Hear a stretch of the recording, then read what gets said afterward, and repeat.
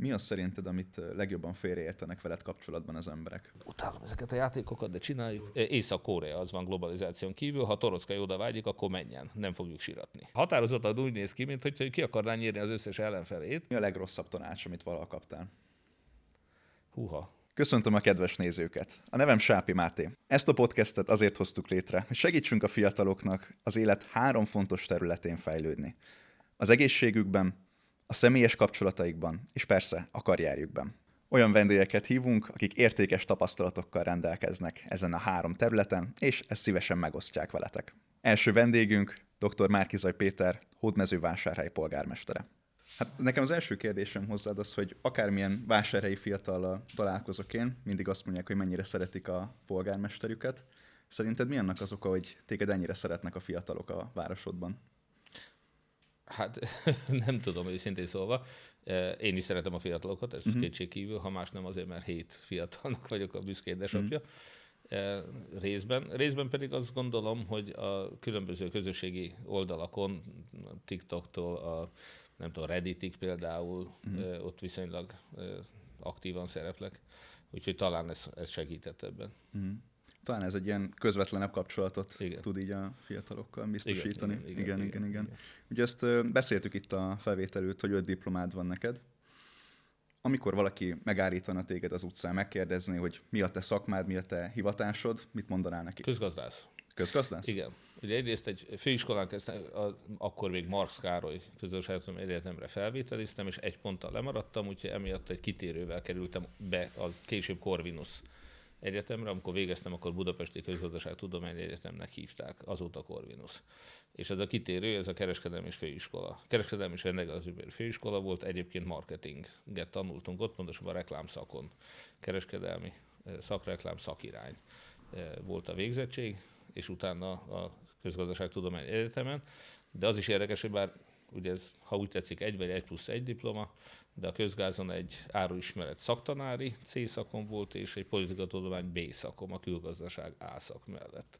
Tehát én politikát tanultam Ág Attilától, és ő mint tanszékvezető, és azon a tanszéken volt Navracsics Tibor, a tanársegéd, ő minket nem tanított, és ott volt még Lánci András, aki most inkább Lánci Tamásról híresült el, de a Lánci András ő a Fidesznek az egyik meghatározó elméleti szakembere volt, és nem tudom, nem annyira kampányszakember, inkább politológus, de ő volt a mi gazdánk, a mi évfolyamunknak a gazdája. Tehát érdekes, hogy később nagyon híres emberek lettek.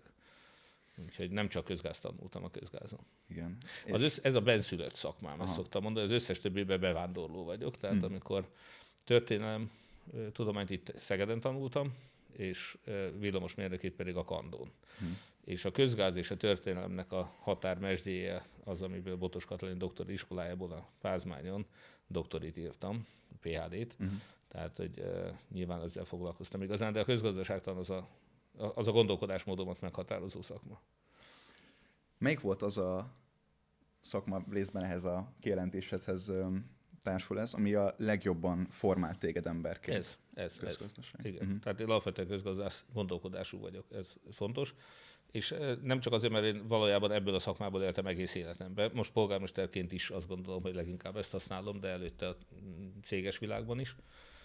Hanem tényleg, hogyha ez a gazdasági racionalitás, nagyon szép szakma különben ez is, úgyhogy kétségkívül. Villamos cégeknél dolgoztam, Magyarországon ugye a Legrannál, mint gyártócég, és a DMAS-nál, aki most már MVM DMAS, ott pedig ugye egy szolgáltató cégnél van szó.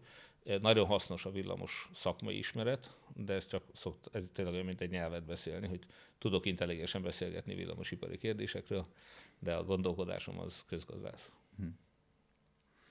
Most van-e valami, amit tanulsz, ami mondjuk nem egy olyan tudományág, amivel foglalkoztál korábban? Őszintén szólva tanulni nem, tehát nyilván formai iskolai tanulmányokat nem folytatok. Valaha régen ugye merült föl bennem, hogy jog kellene, és egy polgármesternek ez nem árt, kétségkívül, meg jogi kérdésekkel foglalkozunk azért, de így tanulni formálisan nem. A nyelvtudás az olyan, ahol ott nem álltam le teljesen a tanulmányokkal.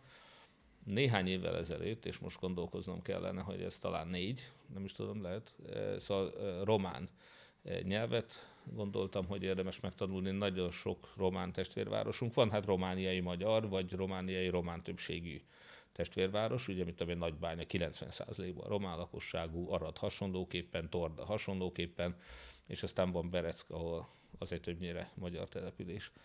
Szóval, mivel sokat jártunk oda kirándulni is, meg úgy gondoltam, hogy hagyományosan nagyon rossz viszonya volt a két nemzetnek egymással, és amiben mi felnőttünk abban a közegben, ez tényleg egy ilyen egymást támadó, kritizáló, ócsárló, vetélkedő viszony volt, miközben két jó szomszédról van szó, és nekünk, ahol a magyar nemzetnek jelentős kisebbsége él Erdélyben, alapvető érdekünk az, hogy jó legyen a kapcsolat, úgyhogy emiatt gondoltam azt, hogy Hódmezővásárhelyen ingyen román nyelvtanfolyamot indítottunk. Ez inkább csak egy ilyen kultúra bemutató, néhány udvariassági kifejezést megtanító tanfolyam volt 10 óra alatt. Egy Mikaela Bucsin nevű Szegedi Egyetemen egyébként néprajz szakos tanárnő vállalta ezt a nemes feladatot az akkori román konzul ajánlására, és nagyon jól jártunk vele. Illedelmességből is, meg példamutatásból a polgármester úrral mi is elvégeztük ezt a 10 órás kis tanfolyamat, és utána a Duolingo nevű telefonos applikáción folytattuk a tanulmányokat. Ott 40 lecke van összesen, sok-sok kérdésből mindegyik, én mind a 40-et megcsináltam néhányszor. Tehát, hogy azt, amit a Duolingo lehetett románul tanulni, azt elsajátítottam, és ez sokat segít tényleg. Úgyhogy ez volt a legutóbbi komolyabb tanulmányom, illetve tavaly ugye közismerten jártam Indiában egy hosszabb utazáson, és azt megelőző néhány hónapban pedig a hindi nyelvet tanultam a Duolingón, és hát egy bizonyos alap tájékozódásig eljutottam ott is, de hát amit lehet néhány hónap alatt Duolingón. És hogyan tudsz most időt szánni a tanulásra, mondjuk hát ezért, sok teendőd mellett? Ezért nem tanulok most. Ja. Igen, de egyébként ugye nyilván 54 éves vagyok most már, tehát hogy a fókusz az áthelyeződött most már inkább az alkotásra, tehát nyilván, vagy a politizálásra éppenséggel, de nyilván városvezetés mellett az országos politika ez kellően leköti a szabad energiáimat. Ugye említettél utazásokat, de te éltél is külföldön, több helyen is. Most erről szeretnél kérdezni, hogyha jól tudom, 2004-ben költöztél ki a családoddal először Kanadába. Nagyon sokan szerintem még fiatalabban, mondjuk a család kötöttségei nélkül sem merik ezt meglépni. Te mit mondanál a bizonytalanoknak? Hát ugye egyrészt én nem akarok senkit arra beszélni, hogy elhagyja az országot, arra meg pláne nem, hogy tartósan.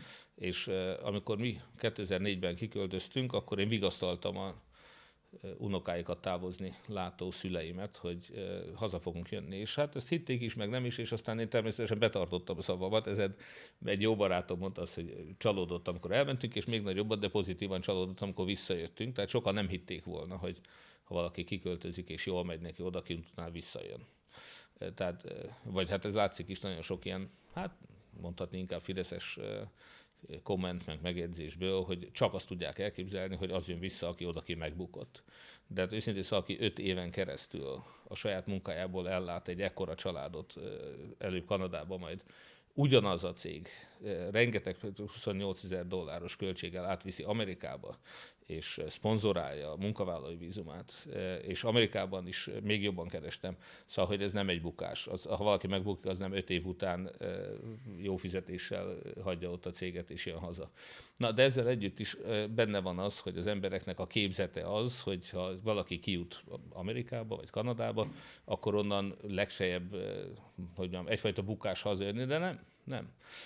És szeretném hangsúlyozni, hogy nagyon jó dolog utazni, sokat tanulni kint, még nekem az egész 5 év is egy kirándulásnak tűnt őszintén szóval Észak-Amerikában, de a legjobb itthon élni. És ezt valaki nem érti meg, én mindig azt szoktam mondani, hogy milyen hazafi. Ugye mi a Fidesz sokszor egy ilyen, hogy mondjam, nem elég hazafias kötődésűnek tartotta az ellenzékét.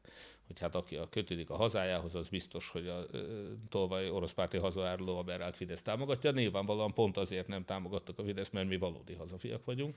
És azért jöttünk haza, mert úgy gondolom, hogy az én gyermekeimnek is ez a hazája, és nagyon fontos nekem. Akik hosszabb távon kint vannak, és a gyerekek ott nőnek föl, azokat a gyerekeket Magyarország elveszíti. Nekem nagyon fontos volt, hogy az én 7 gyermekem az magyar legyen. És emiatt bármennyire is jól éreztük egyébként magunkat, nem szenvedtünk a honvágytól, ezt el kell ismerjem, szoktam mondani, hogy nem honvágyhozott, az a hazaszeretet. Haza szerettem volna jönni. De tényleg az a szabály, amit hát még kivándorlás előtt alakítottam ki a tapasztalataim alapján, hogy ahol 14 és 18 év között él az ember, az a hazája, az az otthona. És ez még kisebb környezetre is igaz, mert Magyarországhoz én Hódmezővásárhelyen keresztül kötődöm, nekem az az igazi hazám, nem Magyarország, hanem Hódmezővásárhely. És azért, mert én ott voltam 14-18 között, ott lettem szerelmes, a feleségemben is ott lettem szerelmes, és azóta élünk együtt. És a többi, szóval nekem nagyon-nagyon sok szép emlékem van ebből az időszakból. És Kanadában volt egy beszállítóm, ugye marketingesként én termékbeszerzéssel foglalkoztam, illetve hát vásárolt termékeket áraztam és promotáltam. És ez a beszállító, ez több helyen élt Kanadában, és volt 3 fia. És amikor beszélgettünk erről az én elméletemről, ami az enyém és a sajátom, hogy a dinoszaurusz elmélet a Monty Pythonról mintázott Holló Színház sketchben, szóval így rádöbbent, hogy mennyire működik ez az elmélet, visszagondolt arra, hogy amikor ő Calgaryban élt, és ott 14-18 közt volt a fia, az a fia később visszaköltözött Calgaryba, amikor Montrealban élt, és az a fia, aki ott volt 14-18 között, az később oda költözött vissza, és a legfiatalabb, aki velük volt, az pedig ott Torontóba élt velük. Szóval, hogy még ez a Frank nevű beszállító egy kompresszorgyártó cégnél, mondom, az ő példája, az ő 3 fia példázta azt, hogy mennyire ahhoz kötődik minden gyermeke, ahol élt, és nem a családhoz, nem ment velük tovább. Na, én nekem ezért volt fontos, hogy mire 14 éves a legnagyobb, addigra haza kell költözni, hogy ide kötődjenek. Tehát akkor ez volt az a konkrét pillanat, ahol eldöntöttétek, hogy... Én még kivándorlás előtt ezt elhatároztam, és ezért mondtam is mindenkinek, családban is, feleségemnek is. Ezért voltál magabiztos, hogy... Igen. Haza kell jönni, a gyereknek itt kell lenni, magyarnak kell lenni. Egy nagyon kedves barátom, újságíró mondta azt, amikor hazaköltöztünk, ezek a gyerekek fölnőnek, ezek rájönnek, hogy te őket onnan, ide hazahoztad, ezek úgy meg fognak venni, de nem, hál' Istennek, gyerekek nagyon boldogok, hogy itt vannak, és boldogok, hogy magyarok.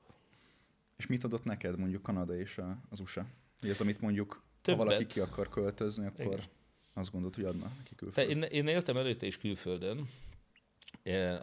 Hát az, hogy élni, ugye ez mit jelent? Tehát 2 hónapot dolgoztam Németországban, összesen kb. 2 hónapot dolgoztam Finnországban, de további 3 hónapot voltam kint a feleségemmel, aki ott egy gyakorlaton volt kint, 1 hónapot ugyanígy voltunk vele Ausztriában, és ha összeadnám, akkor sok-sok hónapot voltam és dolgoztam Franciaországban. Francia cégeknél dolgoztam, és tanulmányi, márhogy szakmai úton vagy munkalátogatáson voltam Franciaországban sokat.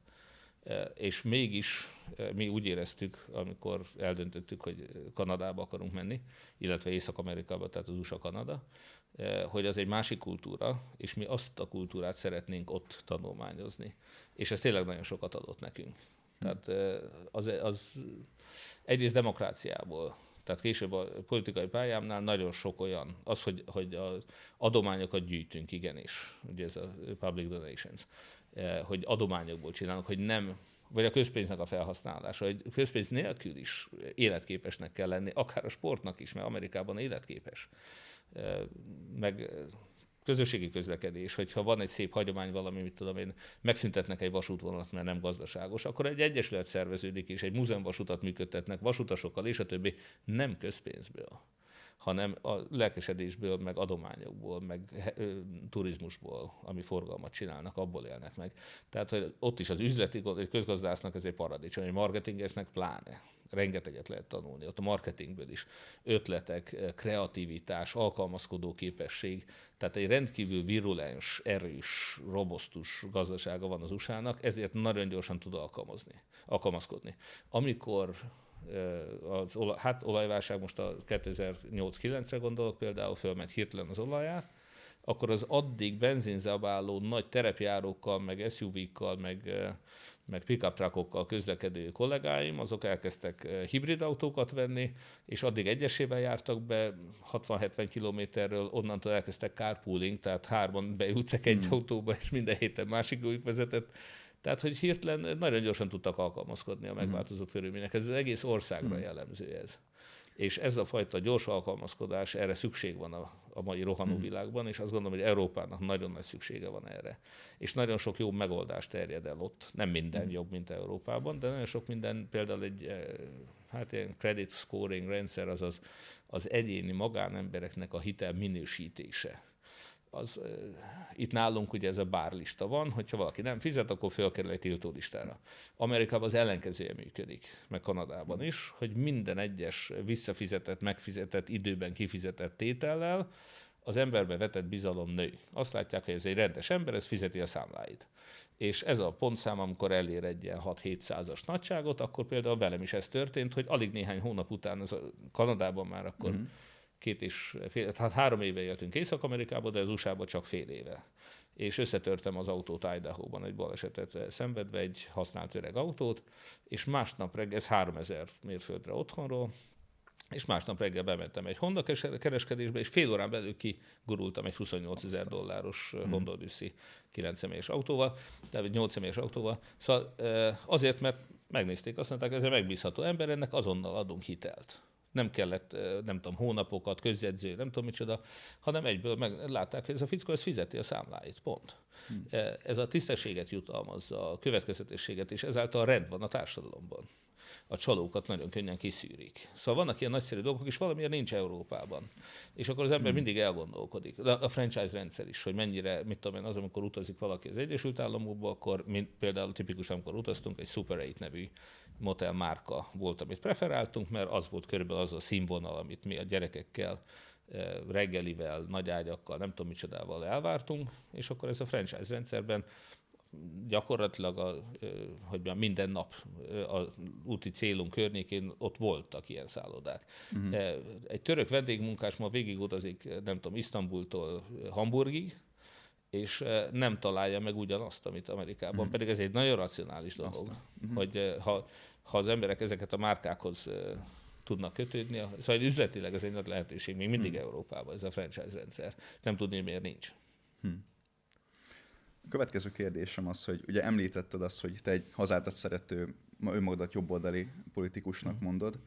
Te hogyan határozzad meg a jobboldaliságot? Neked mi ennek a definíciója? Hát itt ugye szokott segíteni az, hogyha az ember tanult erről, tehát a politikatudomány szakon. Ugye 2 dimenzió mentén szoktak bal-jobb oldalt meghatározni. Egyébként történelmileg a francia forradalomtól kezdve szoktak beszélni jobb és bal oldalról. Gondolom, hogy a nemzetgyűlésben ténylegesen jobb és bal oldalon ülő képviselők miatt jött ez, emlékeim szerint így pontosítok. De 2 dimenziója van. Az egyik egy kulturális, a másik egy gazdasági. Ugye hagyományosan, és ezt aztán nagyon sok vetületre alá lehet bontani. Ugye van egy kulturális, és Magyarországon ezt szokták inkább alkalmazni, és különösen miután a populizmus az teret nyert, nem nálunk kezdődött az, hogy a populizmus összekeveri a jobb és a baloldalt, nem a Fidesz volt az első idézőjelbe vett náci párt. Most a német, ugye Hitlernek a pártja, ugye az volt a náci, az a nemzeti szocialistából volt, a Nationalsozialistische Arbeitspartei, tehát hogy ebből lett. Na most az nem véletlen, ez a náci párt, ugye ez a szélső jobb, ugye hát a tömeggyilkosságokat elkövettek, és nem tudom, megkülönböztették, stb. Elnyomták a szabadságot, a szabadságjogokat, mi egymás. Szóval ezzel szokták összekötni, mint szélső jobb, de ennek a nevében nem dísznek volt ott a szocialista kifejezés. Hogy számos baloldali programpontja volt a náciknak is. Mint ahogy a Fidesz magát mindig jobboldalinak címkézte, de a rezsicsökkentés, tudom, amikor az újságírók zavarba hozták a fideszes politikusokat ezzel, hogy hát a rezsicsökkentés ez egy kőkeményen baloldali program például. És mondjuk a te gondolkodásmód az csak így röviden hol helyezkedik el ezen a spektrumon? Én mind a 2 dimenzióban jobboldali vagyok. Ugye, hát ezt szokták libertáriánusnak is mondani adott esetben, vagy részben, van, aki ezt így definiálja. De szóval, hogy mert a kulturális dimenzió az a nemzeti és az internacionális között szokott, vagy az egyház, a vallás és az ateizmus között szokott lenni. Tehát van az a globalista, internacionalista, stb. És a Fidesznek mindent ide sorolt be, ugye a gender, a pride, az égvilágon minden az balos volt náluk. Ugye próbálták ezt az egyetlen meghatározójának mondani a jobb és a baloldalnak, és az Isten haza család az volt a jobb.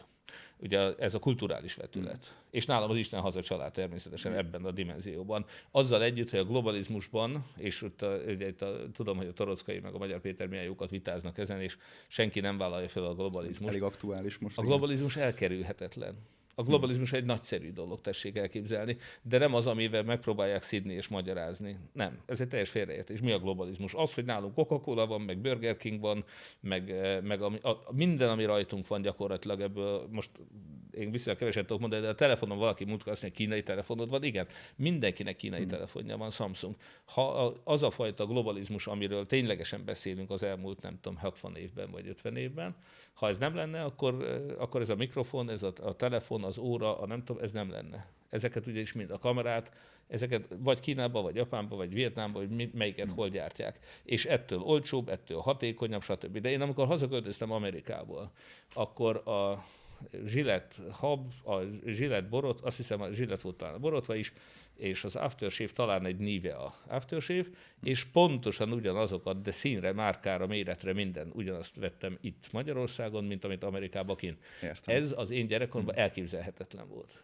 Tehát a csoki márka nem volt ugyanaz. Ha átmentünk Csehszlovákiából, mert akkor még nem Szlovákia volt, ott nem lehetett ugyanazokat a csokikat kapni, mint nálunk. Ma, ha átmegy valaki egy kontinens alarrébb megy, akkor is talál Milka csokit, meg nem tudom, akkor tudom, volt egy Fazer csoki, nagyon finom volt németeknél, most Skandinávia nem lehetett kapni nálunk, stb. A Milka csokit Ausztriában lehetett kapni nálunk, Sportszeret, meg Tibi csoki, meg a Jóik tudja mi, mint Boci csoki volt. Szóval, hogy a globalizáció bármennyi, nincs, nálunk márkaüdítő volt, meg tudom én, a Csehszlovákiában volt Mirinda is egyébként vicces módon. Szóval a globalizáció az pusztán arról szól, hogy egyfajta kereskedelem van, cserekereskedelem, utazás, az, hogy vizer van, és felülünk a gépre, hogy ez is egy teljesen a globalizáció előtti világban, ott nem volt ilyen, hogy én 20 000 forintért oda-vissza megjárom Dániát, ahol a fiam él. Hanem akkor még tényleg sőt, hát nagyon aranyos volt a Kádár Abba nevű nagyszerű elektromos szakember, akivel volt alkalma egyszer utazni Franciaországba, egy tanulmány szakmai úton voltunk Legrandos koromban, és ő mondta, hogy az ő apja az még minisztériumi magasrangú tisztviselő volt a Horthy időszakban. Náluk Bécsbe elmenni, az volt, hogy hordár vitte a bőröndöt, podgyászkocsiba fölrakták, ők elutaztak, az első Bécsbe leszálltak, akkor bejelentkezett egy szállodába, de szóval, hogy ez egy nagyon komoly dolog volt akkor az utazás. Szóval, mondom, aki a globalizációt szidja, az nem tudom, hova akar visszamenni. Nincs globalizáció előtti világ, nincs hova visszamenni. Észak-Korea az van globalizáción kívül, ha Torockai oda vágyik, akkor menjen, nem fogjuk síratni. Szóval visszatérve a jobb baloldalra, Isten haza család, de ez nem azt jelenti, hogy bedugom a fejemet a homokba és tagadok mindent, ami a modern világ. Ellenkezőleg minden szépet és jót, amit ez a világ kínál, a mai társadalomnak, azt nem elutasítani kell, hanem használni, fejleszteni, élni a lehetőségeivel, és ezáltal egy boldog, gazdag, egészséges társadalmat építeni. Ezek csodálatos dolgok. Mindenkinek előbb-utóbb most már nincs kérdés, angolul kell tudni beszélni. Voltam egy előadáson Orlandóban, Tampában, Floridában, ahol a Microsoftnak a közönség kapcsolatokért felelős VP-je, Vice Presidentje adott elő egy indiai úriember, és elmondta, hogy a Microsoftnak az a filozófiája, hogy aki angolul tud, számítógépe van és internet van, bármit meg tud oldani. Ha India, vagy legyen Afrika közepén, afrikai dísztárgyakat, az ottani nem tudom milyen fából, tikfából farag egy tikfa békát, és az eBay-en el tudja adni, akkor az ő megélhetését biztosítja az, hogy tud angolul, van internete, meg van egy darab számítógépe. És mondjuk a Microsoft az akkumulátoros táplálással, tehát ahol föl tudják tölteni mondjuk a laptopot, igyekezett laptopokat adni szegény afrikai falvakban élő embereknek, hogy ezzel bekapcsolja őket a globalizációba, a világkereskedelembe.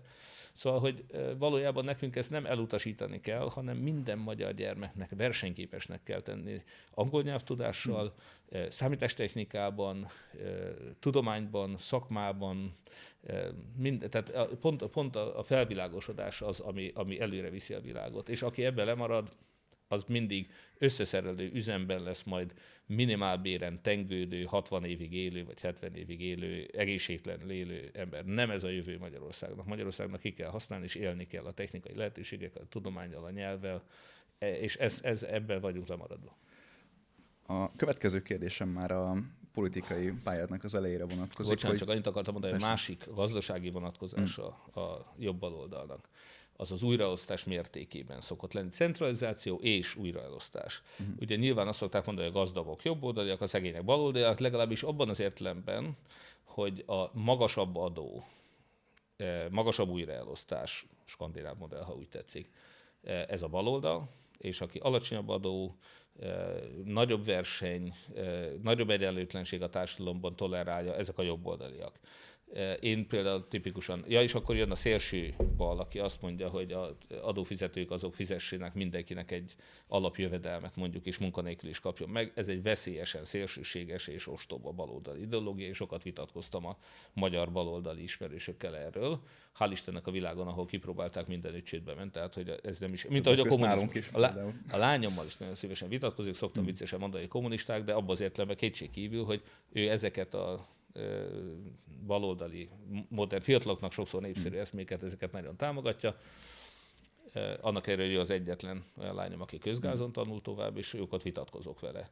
Tehát ahol a kommunizmus bármilyen módon kipróbálták a világban, Indiánában éltünk pont, és ott volt egy ilyen New Harmony nevű település, amit egy Robert Owen nevű skót iparmágnes szponzorált. Körülbelül 1,5 vagy 2 év alatt jutottak el kvázi az éhhalálig, és számolták fel a telepet, a kommunizmus nem működött, utána megpróbálta ezt lenni egy sokkal nagyobb kísérleten, ugye ezt a igazi kommunizmus pénz nélkül, stb. És ott egy 20 milliós éhhalál lett a következménye a Szovjetunióban. Ez minden kommunizmus kísérlet megbicsaklik az emberi természeten. Ugyanis a kommunisták úgy gondolták, hogy az emberek annyit dolgoznak, amennyit csak bírnak, és csak annyit fognak kivenni a közösből és fogyasztani, amennyit csak muszáj. Az emberi természet ennek az ellenkezője. Az ember annyit szokott dolgozni, csak amennyit muszáj, és fogyasztani, kivenni a közösből meg amennyit csak bír. És itt bicsaklik meg a baloldalnak ez a koncepciója. Igen. Tehát ezzel szemben az embernek a motivációja az, hogy ő jobban akar élni, vágyik, hogy többet birtokoljon, vagy megtehessen, elutazhasson valahova, és ezért hajlandó dolgozni. És hogyha ezt nem elvesszük tőle, hanem ezt biztosítjuk, akkor hajlandó fejleszteni, tanulni, dolgozni, innoválni, vállalkozni, és ez viszi előre a világot. A következő kérdésem arra vonatkozik, hogy amikor először elindultál polgármesternek Hódmezővásárhelyen, egy látszólag teljesen reménytelen helyzetben, mi volt az, ami miatt ezt mégis meglépted, és mit üzennél azoknak, akik egy látszólag reménytelen helyzetbe vágnak most bele akármilyen területén az életüknek? Igen, hát ez viszont érdekes módon ugye ez egy vallási kérdés valamilyen szinten. Tehát, hogyha én nekem a neveltetésemnél fogva, ugye nagyapámot szoktam meghivatkozni mindig, mint aki nekem egyfajta igazodási pont volt. A édesapám édesapja, másik nagyapám az 5 éves koromban meghalt, de ő 20 éves koromig nagyon komoly hatással volt rám a márkizai nagyapám, és ő adott egyfajta tartást, önbecsülést, és az ő példája, ami hát most jó vagy rossz, de például ő szintén vallásos volt természetesen, és idős koráig mindig a szobájában megállt, és volt egy hely, ahol imádkozott. Ha úgy nem egy házi oltárra beszélünk, de kinyitotta a szekrényt, ott volt egy feszület. Szóval, de ő templomba nem járt. Templomba csak akkor járt, tehát mondom, egy mélyen hívő vallásos ember. De templomba csak akkor járt, amikor az 50-es években ott állt egy kommunista ügynök a templomba ajtóba, és írta föl, hogy kik mennek be.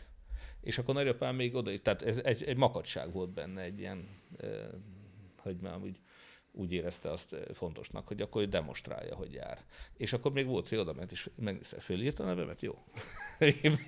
Viccesen is. Őt internálták egyébként abban a korban, elvették a diplomáját, állásából kirúgták, szolgabíró volt, ugye, és akkor kocsisként élt sokáig, újra el kellett végezni a jogot. Budapesten a Pázmány, később Elténnek hívták, ugye ott szerzett jogi diplomát, ezt a új rendszerben nem fogadták érvényesnek, és akkor ide Szegedre járt levelezőre, és itt újra megszerezte a jogi diplomáját. Mennyi idősen? De addig... Tessék? Akkor már mennyi idősen? Hát ez volt az, ugye az 50-es évek végén, vagy 50-es évek közepén, bocsánat, talán, amikor ő ide járt, és ugye ő akkor 40 évesen. Igen, akkor még újra kellett szerezni a diplomáját. De szóval ő ebben a rendszerben megtaposták, de ő nagyon fontosnak találta azt, hogy ott is autonóm volt. Nem forradalmárként, de hát mondom mindenképpen. Tehát ő őt amúgy is megtaposták, amúgy is ugye értelmi, tehát osztály ellenségnek kategorizálták be. És nyilván ezzel együtt. Ő meg ezt olyan büszkén fölvállalva, és oda tette magát. Szóval én nekem és ez összefügg a hittel is. Tehát ahhoz, hogy az ember ezt megtegye, ahhoz kell egy nagyon stabil támasz. Egyrészt a saját képességeibe, hátterébe, családi hátterébe, és a többi. Tehát az ember büszke rá, hogy ide kötődik, ide tartozik, és nem lehet megtaposni, nem lehet elbizonytalanítani abból, hogy neki milyen jogai vannak itt, vagy ide való, vagy nem. Másrészt az Isten hit, hogy azt mondjuk, hogy igen, nem a legnagyobb rossz, ami történhet az emberrel, hogyha megölik a testét, hanem a lélek megölése az a nagyobb veszély. Olyat csinálni, amit a lelkiismeretünkkel összeegyeztetetlen, a hitünkkel összeegyeztetetlen. Ez rosszabb, mint hogyha nem kapok állást, meghurcolnak, bántanak, és a többi.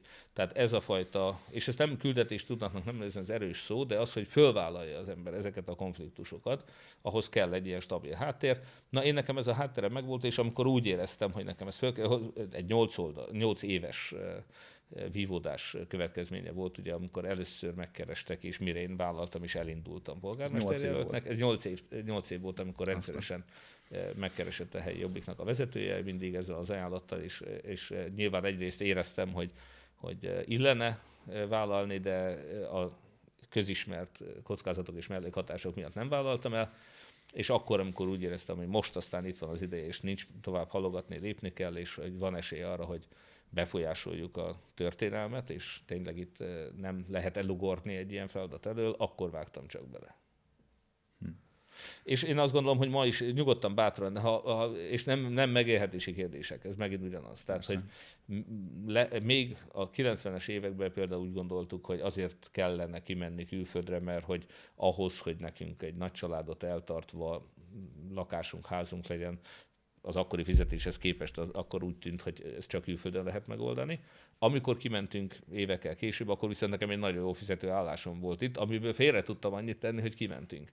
Na most a politika is ilyen, tehát ideális esetben nem 20 évesen foglalkozik valaki a politikával, és nem ítélem el, aki igen, ez egy szép dolog, csak nem megélhetési jogból tegye, hanem ideális esetben már van egy olyan élettapasztalat, akár egy külföldi tapasztalat is, ami motiválhatja az embert, hogy ha ott működik, akkor itt is próbáljuk megcsinálni, vagy legyen jobb hely Magyarország. Szóval amikor már az ember vissza tud adni a társadalomnak, mert azt mondja, hogy már most elértem odáig, gyerekeket is már valamilyen szinten nyilván sínre tettük, vagy Kapitány István tudná most éppen mondani, nyilván, ő neki nyilvánvalóan nem, tehát akkora vagyona van, olyan fizetése volt, és a többi, hogy most ő megengedheti magának. Anyagileg egy visszalépés konkrétan. Hát nem, neki ez már nem is visszalépés. Tehát, hogyha valakinek annyi pénze van, hogy sok éven keresztül, nem tudom, évi 50 millió forint, azt hiszem az volt most a vagyonbevallásában, ennyit keresett. Nyilvánvalóan olyan vagyona van félrerakva, hogy ő haláláig ezt a pénzt nem tudja elkölteni. Most akkor miért egy olajcégnek dolgozzon, és miért ne a 10 millió magyar embert szolgálja? Az öröksége a motivációja most már. Tehát azért mondom, hogy lehet valaki fiatalan is karrierpolitikus, nyilván Lázár János vagy Orbán Viktor soha nem dolgozott államtól független kereső állásban, és még ettől lehettek volna akár tisztességes emberek is nyilván. Viszont egy másik életút az, amit én is átéltem már, vagy Kapitány István sokkal nagyobba, hogy nekem már nem a pénz, számított, persze. Mert mondom, én már tehát volt egy lakásunk, gyerekek már ott voltak, hogy nem megélhetési kérdés. De nálam amúgy se az volt őszintén szóval, mert én bármikor olyan állást, amiből megélünk, bármikor találtam egész életemben. Tudsz egy pár tapasztalatot mondani, amik mondjuk a versenyszférában, a vezető pozícióban téged segítettek, hogy később polgármesterként, vagy akár az Egyesült Ellenzék vezetőjeként, arcaként mondjuk a javadra váltak? Hát azt az utóbbit azt nem sorolnám a sikersztorik közé, ezzel egyet. Az is egy misszió volt kétségkívül, mert akkor azt láttuk, hogy ezt a rendszert csak úgy lehet leváltani, hogyha a nagyon sokszínű ellenzéki politikai palettát és szavazótábort, tehát akkor nem ellenzékiek voltak, hanem voltak szocialisták, LMP-sek, zöldek, liberálisok, DK-sok, jobbikosok, és a többi. Tehát, hogy ezeket valahogy össze kell terelni egy szent cél érdekébe. Ez a misszió volt akkor, az összefogás. Amikor az összefogás megbukott 22-ben, akkor jutottak a magyarok el arra a következtetésre, én is óhatatlanul, hogy most már nem az összefogás kell, hanem akkor nőjön ki a fűből valami új. És ugye itt ebbe a vákuumba robbant be aztán Magyar Péter és a Tisza Párt. Nyilván 21-22-ben bárki bármit mond, ez a projekt, amit nyilván Tóth Péter vagy Ruff Bálint akkor szorgalmazott volna, ez akkor halálra volt ítélve. Akkor még nem, ha én szembe megyek a 6 párttal, akkor én egy 7. még kisebb párt lettem volna, és nem egy összellenzéki mozgalom. Akkor az összellenzék még a Momentum meg a Gyurcsány magába foglaló hatpárti koalícióval lehetett csak megépíteni. De azt nem, tehát még egyszer, az egy rendkívül kaotikus időszak volt, nekem is egy roppant fárasztó, nagyon nehéz. Egyrészt ugye 4 hónap alatt kampányoltunk, ugye Magyar Péter most 2 év nagyon szorgalmas kampányolásán van túl sikerrel. Én nekem mindössze 4 hónapon volt kampányolni és országot járni, de azt nagyon szorgalmasan, tehát ilyen napi 5-6 helyszínen voltunk, tehát tényleg nagyon sok energia volt és fárasztó volt. De emellett, hogy az országot jártam, én a 6 pártot nem tudtam, tehát ugye a kampányközpont, stb. Ott nem én voltam. Ott a 6 párt képviselői voltak, meg az MMM-nek a stábja, a kampánycsapat és a többi. Tehát, hogy ott egy nagyon nehéz, ilyen szempontból nehéz időszak volt, nem egy egykezi irányítás, nem egy ember mond mindent meg, és szót fogadnak neki, tehát ilyen soha nem volt nálunk. Magyar Péternél igen. Feltettek még erről egy kérdést esetleg majd? Előtte csak annyit röviden válaszoljak, hogy ha azt kérdezed, hogy polgármesterként, az más. Ugye sokan nem látják, a polgármester elsősorban nem politikus, hanem városmenedzser. Az egy vezető pozíció. Részben az ember, mint egy marketinges, én marketinges vagyok. Tehát az ember fölérzi, fölméri azt, hogy mire van szüksége az ott lakóknak, mivel tudok nekik segíteni, teszek egy értékajánlatot. Ez az értékajánlat ez nem jobb meg baloldal, hanem hogy mi legyen Hódmezővásárhely. Mit akarunk. És ez városonként különböző. Nyilván az adottságok és a lehetőségek is befolyásolják. Vásárhely egy biztonságos, nyugodt, szép, élhető, zöld, békés város. És az emberek szeretnek ott élni, lakni. 15 percen belül mindent elérünk. Egy N. Hidalgo nevű párizsi polgármester asszony is, vagy coint, vagy ez ahogy mondják angolul, ugyebár hozta elő, vagy szülte meg ezt a fogalmat, hogy a 15 perces város. Na hát Hódmezővásárhely egy ilyen. Párizsból soha nem lesz ilyen, azt gondolom, polgármester azt mondja vitatkozva, de Vásárhely olyan, ahol gyalog vagy kerékpárral 15 perc alatt bármit el tudunk intézni, meg lehet csinálni, stb. Egy kis településen lehet, hogy nem tud az illető, nem tudom, egy cipőt venni se, mert nincs, vagy fodrász sincs esetleg, vagy nem tudom, fogorvos sincs. Vásárhelyen meg éppen minden van, de nem túl nagy. Tehát emiatt is nyugodt, békés, biztonságos, stb. Szóval nekünk van egy ilyen koncepciónk, és ez hogy lehet? Egy dán troll szobrot építettünk, tavaly nagy vita volt belőle, és nagyon bejött. Vagy ez speciál nyilván az én dániai utazásomból jött az ötlet, és láttuk, hogy ez egy jó dolog. A vásárhelyiek is, nem csak a máshonnan látogatók, kijárnak a Kásó-erdőben meglátogatni egy 4,5 méter magas erdei szobrot. Mert ez egy nagyon jó pofa dolog. És tényleg többet vannak a természetben, egészségesebben élnek, együtt vannak a gyerekeikkel, szóval ebből nagyon sok jó dolog ilyen.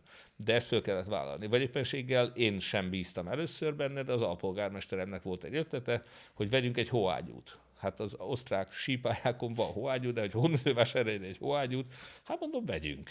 10 millió forint, az nem kis pénz Hódmezővásárhelyen. Iszonyatosan bejött. Megint csak a fél megye oda jár szánkózni, mert amikor hideg van, de nincs hó sehol, mert ugye csapadék nincs télen, sajnos ma már télen se, inkább így mondom, akkor egy behavazott domboldallal, Hódmezővásárhely, a gyerekek, akik lehet, hogy szegény gyerekek életében nem voltak, én se jártam síelni, bevallom, a mi időnkben ez nagyon ritka dolog volt, de hát most is nagyon sok olyan van, aki nem engedheti meg magának, hogy sítáborba menjen, meg síeljen, de Hódmezővásárhelyen szánkózni, a város által biztosított havon, fantasztikus, zseniális ötlet volt, nagyon bejött. Én mondom, én is szkeptikus voltam, hogy mi lesz belőle, és nagyon bejött. Hagytam, hogy ez is egy vezetői tapasztalat, hogy nem leuralom, nem én akarok mindent megmondani, hanem a kollégáimnak vannak ötlete, és van annyi bizalmunk, hogy azt mondjuk, jó, hát próbáljuk ki, nézzük meg. És tényleg nagyon jó lehet vele. Vezetői tanulságok, egy nagyon fontos még az EDF, francia állami energiacég birtokában volt akkor a Démász, amikor én itt dolgoztam. És Szegeden egyébként. És ott volt egy olyan beszerzési tanács, ahol a komolyabb beszerzéseket, mindent be kellett vinni egy vezetői grémium elé. Ennek a grémiumnak én is tagja voltam, én a 8. számú vezetője voltam akkor ennek a megyei első legnagyobb vállalatnak, és ott együtt döntöttünk róla, nyilvánosan. Ez a korrupciónak megelőzésére is, meg a hatékonyságra is a legjobb módszer. Mert ott egy széleskörű grémium előtt kell megindokolni, hogy miért kell nekem az, miért ilyen kell, miért nem olyan, van elég jelentkező, igazi verseny volt-e, nincs leszűkítve az a verseny valakire, akit kinézett valaki. Szóval ezt mi minden pénteken van nálunk. Beszerzési tanács, van egy külön beszerzési csoport, aki ezzel foglalkozik, akinek az a felelőssége, hogy mindig fölkutassa a lehetséges pályázókat, és mindig tiszta versenyben döntse el, hogy a város számára a legjobb áron kapjuk meg a szolgáltatásokat. És ennek aztán millió következménye volt, de ez például kimondottan ettől a francia multicégtől jött ez a koncepció, és polgármesterként is nagyon-nagyon hasznos lett később. A kérdésem az, hogy több dolgot említettem, mire büszke vagy polgármesterként, mire vagy a legbüszkébb most? Én azt gondolom, hogy ez a korrupció ellenesség és az előbb említett beszerzési tanács és annak a következménye, ahogy valóban menedzselni kell egy várost, az, hogy Hódmezővásárhely a harmadik legszegényebb megyei város az országban. Tehát ha a 25 legnagyobb város alkotó megyei városok szövetségében mi a harmadik legszegényebbként is nagyon-nagyon sok eredményt elértünk relatíve rövid idő alatt, nem csak a legbiztonságosabb város, egyébként amikor megörököltem is az volt, tehát hogy ebben a tekintetben nem veszítettük el ezt a kiváló helyet. Ez miből látszik egyébként? Ezek statisztikák, rendőrség méri. Bűncselekmények száma, földerítés aránya, és a többi. Tehát az, hogy Hódmezővásárhelyen 2 év alatt egy autót loptak el, abban is benne volt a kulcs. Tehát nyitott autó, benne volt a kulcs. Nem most ez egy jó hely, azt kell mondjam, de ugyanígy a betörések, rablások, stb. Szóval nálunk ez ilyen majdnem nem létező kategória. Nagyon kevés bűncselekmény, hál' Istennek relatíve is ennek örülünk, és általában ezeket fel is derítik. Ebben Valázár Jánosnak egyébként szerepe, mert annak idején alaposan jó pénzért bekameráztatta a várost. Ezt a kamerarendszert mi fejlesztettük, gondozzuk, és a többi, tehát ez egy fontos dolog. Tehát nagyon sok minden pozitívum van. 3 dologban mi elsők lettünk, az már az én polgármesteri működésemnek a következménye. Az egyik a tömegközlekedéssel való elégedettség. Vásárhelyen ingyenes buszjáratok vannak. Átszerveztük, körjáratok lettek. Korábban ritkábban voltak, mi óránkénti rendszeres járatokat indítottunk. Tehát ez például elnyerte a lakosoknak a tetszését. Alacsony padlós, klímázott buszokkal ingyenes buszjárat, egy 2000 forint per éves díjú városkártya az a bérlet. Ami ráadásul ingyen nem tudom, sörvislit kap május 1-én, meg ingyen dodgemezhet minden nap egyszer a főtéren, a téli vásárba, a karácsonyi vásárba. Tehát, hogy nem csak a buszért fizet ezt a minimális összeget. 50 000 forintot spórol meg egy munkás, aki az ipari parkba járt ki korábban, hogy az akkori éves bérlethez képest ez a mostani ingyenes közlekedés, ez egy évben akkor 50 000, most azóta lehet, hogy 80, amit a dolgozó zsebében hagytunk ezzel. A zöld területek gondozása.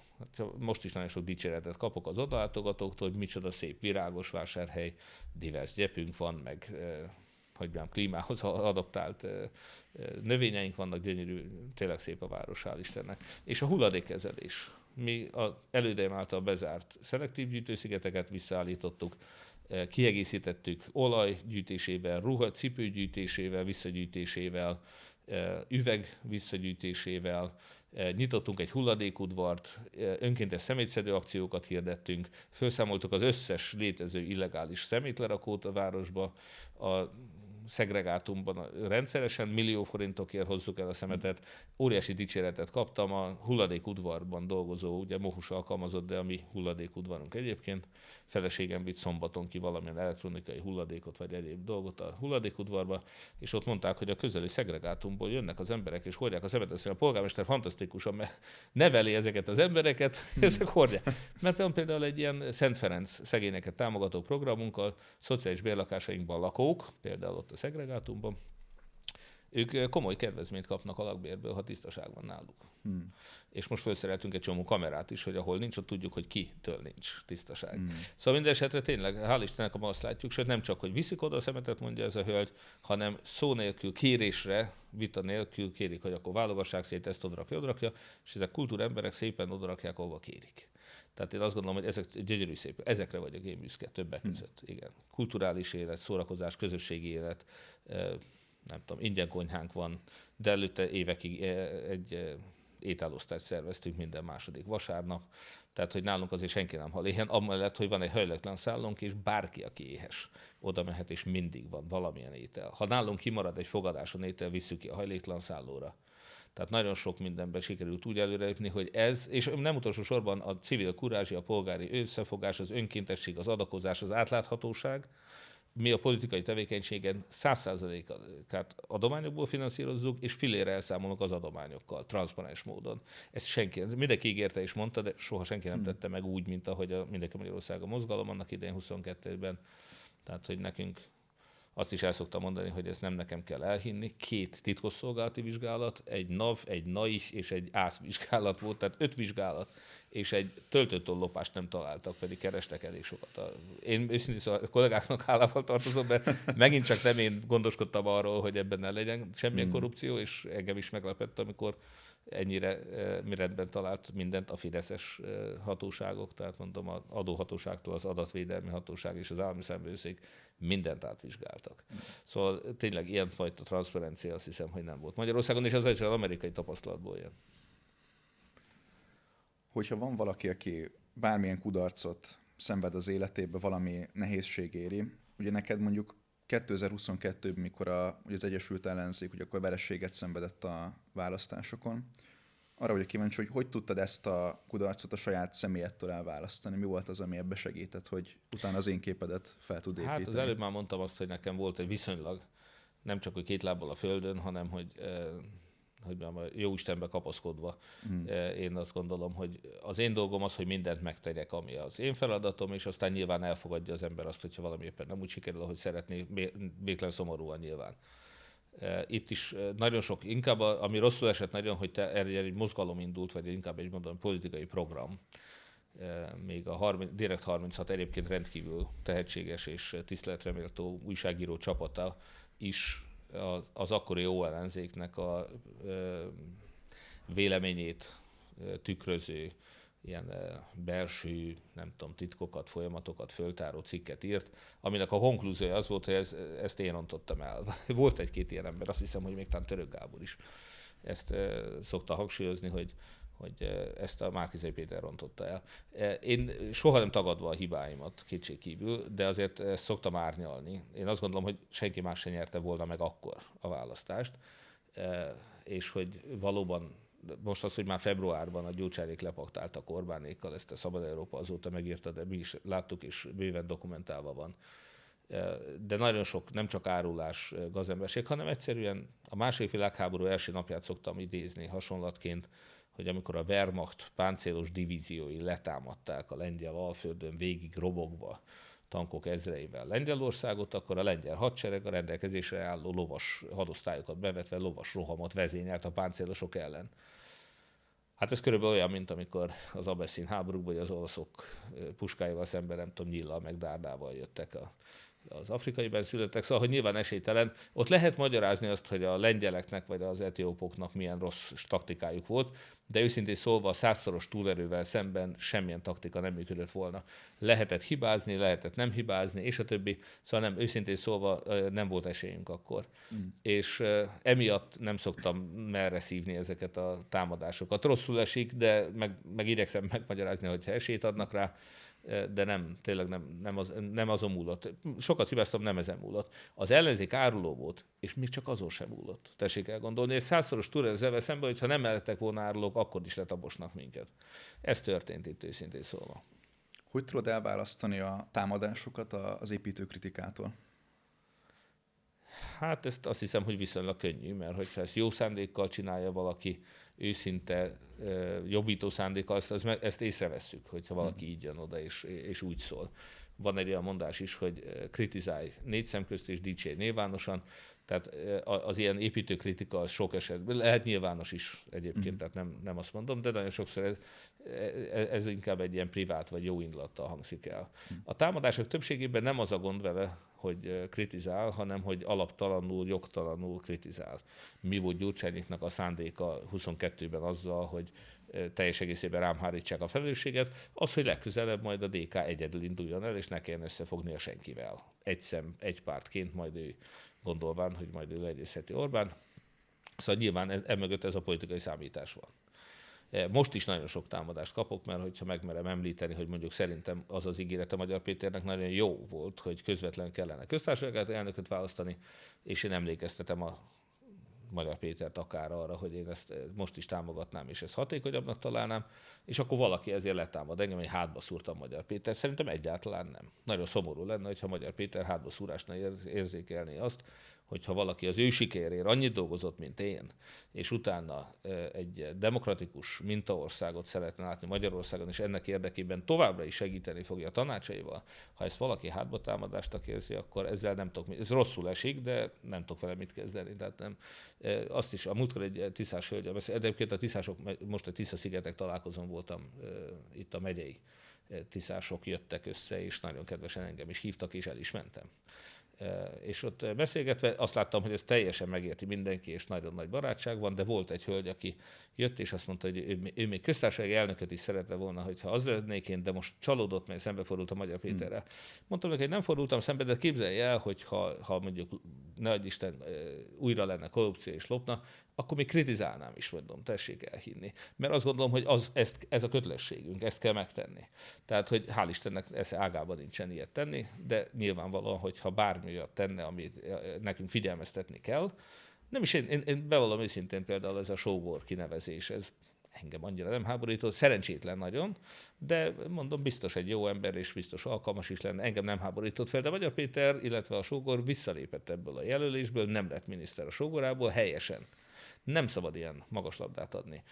Most is én azt gondolom, hogy 12 évben maximalizálni egy országgyűlési képviselői mandátumot, ha jól emlékszem, a Társaság a Szabadságjogokért a TASZ. Az is elmondta, hogy ez a demokrácia indokolatlan korlátozása, én is így vélem. Meg lehet most nagyon népszerű, lehet populista, lehet, hogy sokan haragszanak, hogyha valaki ilyet elmond, de a mi kötelességünk a lelkiismereti kötelesség.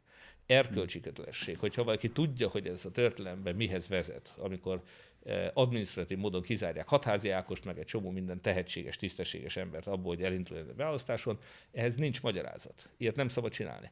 Úgyhogy igenis szóvá kell tenni, el kell mondanunk, és ha valaki nem fogadja el, elnézést, tehát még egyszer, az én nagyapám volt az, aki akkor ment a templomba, vagy akkor is ment a templomba legalábbis, amikor ezt büntették. Én is el fogom mondani véleményemet, akkor is, hogyha ezért haragszanak rám. Szóval van ilyen. Az embernek ez még egyébként kell hozzá egy erős, hát valamilyen helyes önértékelés nyilván, hogy az ember nem attól érzi magát éppen. Nem kell az én hogy mondjam, önbecsülésemhez nem szükséges az, hogy mindig, minden pillanatban mindenkinek megfeleljek. Nem roppantam össze annak ellenére, hogy az elmúlt 8 évben, mióta közszereplő vagyok, azóta rengeteg alaptalan, rosszindulatú, vagy éppen jogos kritikát kaptam. Nyilván igyekszik az ember jól végezni a dolgát, de lesz olyan, ami soha nem fog mindenkinek tetszeni. Ha már a történelmet említetted, és mondtuk, ugye, hogy van történelemszakos diplomád is. Szerinted a magyar történelemben ki a legfélreértettebb ember? Hát én nem vagyok ennek a híve, de elég sokan írnak könyveket abból, hogy. És akkor kimosdatják Görgeit, beszennyezik Kossuthot, tehát hogy ez egy iparág, hogy ezek a félreértett történelmi figurák. Mondom, én nem vagyok őszintén szóval ennek a híve. Ha nem a magyar történelmet kellene mondani, akkor én tudnék egy-két olyan példát mondani, ami egy ilyen, az én személyes nézőpontom a konvencióktól eltér. Lyndon B. Johnson, az Egyesült Államok Kennedy-t követő elnöke. Ő egy nagyon, és Magyar Péter kapcsán én idéztem már a Johnson elnöknek az alakját. A Magyar Péter nem egy népszerű ember. Tehát ugye a felesége elmondta, hogy milyen hosszú történetük volt. Én amikor találkozok olyanokkal, akik 10 éve ismerik azok, vagy például aki most filmet forgatott róla, és egy svájci nagykövetségen a Simegi Klaudiával beszélgettünk, és a többi, a férje az volt a rendező, és ő is azt mondja, a difficult man, tehát egy nehéz ember. És ezt mindenki látja is nyilván, akár most a parlamentben, akár a kampány során, és a többi. Na most ez a Johnsonnál ez egy understatement lett volna, ő is egy kemény ember volt, egy 2 méter magas ember, akinek a Johnson treatmentnek hívták viccesen azt, amikor ő a szenátusnak a folyosóján oda ment valakihez és győzködte, gyakorlatilag falhoz szorította, fölülről mögé magasodott, és bármi beleegyezett az ember, csak hogy jaj, már most szabaduljak, már innen menjek el. De egy bizonyos értelemben manipulatív ember volt, a karrierjét úgy egyengedte, hogy úgy lett például speaker, illetve helyettes vezetője a szenátusnak előbb, és aztán vezetője is, hogy mit tudom, egy idős embernek, akit rendszeresen meghívott a feleségével hozzájuk vacsorázni, és a többi belopta magát a szívével, mert ő tudta, hogy ennek a gyermektelen idős embernek az jól esik, amikor ő azt mondja, hogy you're like a daddy to me. Szóval, hogy egy ilyen manipulatív Johnson, és egy nehéz figura, de amit ő elért az amerikai történelemben, az példátlan. Két nagy frontot hadd mondjak, ugye az egyik ez a Social Security és társadalombiztosítás rendszere, a másik pedig a polgárjogi mozgalom, ugye a feketéknek a küzdelme az egyenjogosításért. Ebben mind a kettő esetben ő érte el az áttörést, és nem mondjuk Kennedy. A Great Society, a nagy társadalomprogram. Tehát az, hogy az Egyesült Államok ma, és még mindig nem érte utol Európát mondjuk egészségbiztosítás terén, de hogy egyáltalán egy modern társadalomnak tarthatjuk, ahhoz kellett Johnson, és kellett az, mondom, hogy ő amilyen törvényhozást végig tudott verni. És sok esetben mondom, hogy mennyire megtévesztő ember volt. A délieknek azt mondta, hogy ezek a feketék, hát ezek, muszáj megadnunk valamit, hát nem lehet hagyni, hát én tudom, hogy nem akarjátok, persze, én megértem, és nem tudom, de hát muszáj valamit. Tehát amikor valaki a rasszistákkal a rasszista nyelven beszél, és rábeszéli őket a rasszista ellenes intézkedések elfogadására, támogatására. Szóval mondom, ebben minden benne van, és sok jogos ellenérzés lehetne akár az ő személyével kapcsolatban, de a történelmi örökség ennek az embernek ez fantasztikus. Úgyhogy én talán ezt érzem ilyen tanúságos esetnek a történelemből leginkább. Még egy rövid szekciónk van, aztán egy pár záró kérdés.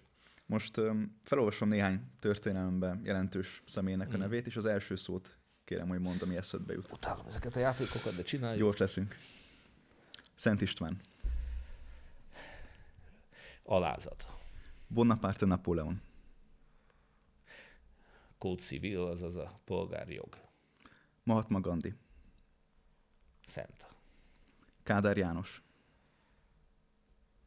Sok. Winston Churchill. Visszatérés. Nagy Imre. Hát az, hogy ő hős lett, és ez egy azért bonyolultabb dolog, mert kéne találnom ezt a szót. Jobblator, az lenne a rövid szó, de ugye az, hogy ő a padláskísérő kommunista miniszterből lett az orosz ellen, vagy megszállással szembeszálló magyar nemzeti hős. Igen. És itt összekötöttek Nagy Imrével Orbán Viktor. Elvesztegetett lehetőség, de ezt megint egy szóban majd megpróbálod találni, vagy csalódás, vagy nem tudom, minek mondjam. Nem, én azt hittem, hogy abban az emberben, egyébként szerintem a tehetsége is meg lett hozzá, a lehetősége biztos, hogy meg volt hozzá, és a saját zsebét tömte, és elvesztegette, és borzasztó rossz negatív történelmi örökséget hagy, pedig ő lehetett volna bármi ebben az országban. Valószínűleg a tehetségét azt kevesen vonják kétségbe egyébként. Igen, tehát nyilván egy értelmes fickó volt, valószínűleg a politikai érzéke nagyszerű volt, és ezzel az érzékkel teljhatalmat kapott Magyarországon, és nem élt, hanem visszaélt vele. Ha egy szó, akkor talán erre jó a csalódás. Nem személyes, hanem történelmi. Igen. És az utolsó, Magyar Péter. Ez egy jó kérdés, mert igen, én Szent Györgyöt szoktam mondani, tehát ha egy szó, akkor mondjuk Szent Györgyöt egybe, de Sárkány Szent György ledöfte a sárkányt. Az előbb beszélgettünk arról, hogy 22-ben micsoda csalódás volt nekem személyesen. Nem a választásoknak önmagában, hogy elvesztettük, mert arra számítottunk, de hogy ilyen arányba buktuk el, az egy, hogy mondjam, a propagandával szembeni küzdelem reménytelenségét hozta nálam. Tehát én azt gondoltam, hogy ja Isten, hát ezek addig fognak maradni, ameddig csak akarnak, ezzel a hazudozással, néphűítéssel, ezzel bármeddig el lehetnek. Aztán kiderült, hogy az Európai Unió elzárta a pénzcsapokat, akkor már a propaganda kevés. De ezt akkor nem tudtam. Akkor azt gondoltam, hogy a halálcsillag fölépült, ha bárhol az ellenállásnak a Tatooine-on, vagy bárhol egy kis góca kialakul, a halálcsillag egy lézersugárral ezt megsemmisíti, tehát hogy teljesen Orbán szabályai szerint Orbán rendszere nem leváltható, és hát nagyon pozitívan csalódtam, mert 2024-től 26-ra az addig leválthatatlannak hitt Orbán rendszer, az mondhatnám részben leváltottuk, részben összeomlott. Szóval Magyar Péter ebben a Sárkányölő Szent György szerepben volt, aki tényleg most már döglött a sárkány, még egy kicsit rugdossák, ez rendben van, szerintem most már lassan érdemes a következő projektet azért elővenni, ez pedig a demokratikus mintaország lesz. A Sárkányölő Szent György megérdemeli szobrot.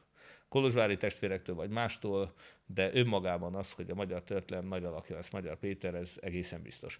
Hogy ő, és itt én többek között a Nagy Imrét is hoztam sokaknak, akik nagyon szkeptikusak voltak, hogy valaki, aki még 2 évvel ezelőtt is a Fideszben volt, És hogy 22-ben, amikor már Fidesz összes disznóság ott volt, amiről ő mind tudott, ő még ott tapsolt a Bálnában az Orbán győzelméhez, hogy ez az ember lehet-e a megváltója ennek az országnak. Én mindig Nagy Imrét mondtam, hogy hát bocsánat, de az is kommunista volt, padláskisöprő miniszter volt, minden disznóságot megcsinált, az oroszoknak kiszolgáltatta Magyarországot, de amikor egy kritikus döntést kellett hozni, akkor helyesen cselekedett.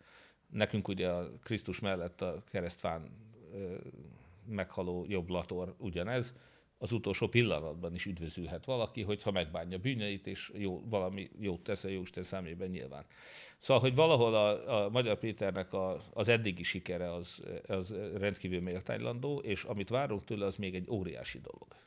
Jó, tehát, és lehet, hogy a személyiségével is konfliktusban lesz ez. Én azért vagyok bizakodó, mert Magyar Péternek a nagybátyja vagy keresztapja és a nagyapja, az mindig láthatóan egy igazodási pont, és neki komoly ambíciója van, hogy ő tényleg, nem az, hogy szobrot akar, lehet, hogy szobrot akar, ezt nem tudom, én szoktam emlegetni, hogy megérdemel egy szobrot, de ahhoz neki azért mégiscsak, hogy mondjam, ledöfte a sárkányt megvan, de ő neki Washingtonnak, Mahatma Gandhinak és a többi kell lenni, vagy legalább egy Lyndon B. Johnsonnak kell lenni. Tehát nem egy újabb pártállamot felépíteni, egy újabb hatalmi központot, egy újabb egypártrendszert és a többi, mert erre is van lehetősége. George Washington kikiálthatta volna magát királynak is, de ő egy olyan demokráciát épített fel, ami 250 év múlva is megakadályozza a diktatúrát fékekkel és ellensúlyokkal. Ezt a fékek és ellensúlyok rendszerét, a demokráciás projektet várom én Magyar Pétertől, és ezért szoktam emlékeztetni arra, hogy igen, azt ígérte, hogy lesz direkt közvetlen nép általi köztársasági elnökválasztás, ami kell, mint fék és ellensúly. Vagy ne zárja ki egy tolvonással azt, hogy Hatházi Ákos lehet legyőzni Hatházi Ákost egy választáson. De kizárni, hogy el se indulhasson a választáson, az nem demokratikus, az nem jó. Tehát Magyar Péternek már készül a szobra, de akkor fog elkészülni, hogyha a Demokratikus Mintaország projektet is végigviszi, a saját hatalmas hatalmát, hiszen ő áprilisban soha nem látott hatalma. Orbánnak nem volt ekkora hatalma, mint most Magyar Péternek. Hogyha ezt tudja korlátozni, és olyan fékeket és ellensúlyokat tesz be, nagyon jó a 8 év, az feltétlenül fontos, hiszen láttuk azt, hogy Orbán mire képes. Amikor egy polgármestereknél az előrehozott választás is a 2 ciklusban a korlátozás fölberül, akkor határozottan úgy néz ki, mintha ki akarná nyírni az összes ellenfelét, és megakadályozni akár csak elindulhat, hiszen most nincs tiszás polgármester. Ha ő most csinál egy választást, és azt mondja, hogy aki már volt 2 ciklus, az el se indulhat, az a 94%-át a nem tiszás polgármestereknek kiiktatta, és innentől kezdve ugye a tisztások belovagolnak az önkormányzatokra. Hogy ez jó vagy rossz, ez egy másik kérdés, tehát hogy tapasztalat nélkül és nem tudom micsoda, de új, tiszta, nem politikával nem foglalkozó, nem tudom milyen emberek, oké. Biztos lehetnek nagyon jók, nem kétlem. Lehet, hogy egy csomó olyan polgármester lesz és lenne, mint nálam sokkal jobb. De a kérdés az, hogy ez egy demokráciában ez elfogadható-e, milyen fék és ellensúly, normális-e az, hogyha tiszás kormány, tiszás miniszterelnök, tiszás köztársasági elnök, tiszás legfőbb ügyész, tiszás legfelsőbb bíróság vezető és összes tisztás polgármester van. Ámos Könyv szerint ez nem szerencsés dolog. Tehát, hogy kellenek a fékek és ellensúlyok. Magyar Péternek is kell az önkorlátozás, neki is el kell ezt ismerni. Én azt hiszem, hogy ha ő Erős Pálhoz és Mádl Ferenchez akar felnőni, akkor ő ezt megérti. De nekünk szólni kell. Szólni kellett, hogy ne a sógorod legyen az igazságügyminisztered, megértette. És egy csomó mindenben azt gondolom, hogy nagyon sokat alakult Ukrajna kérdésétől kezdve az Európai Unió kérdéséig. Tehát az embereknek szólni kell, és ő abból ért, hogyha szólnak.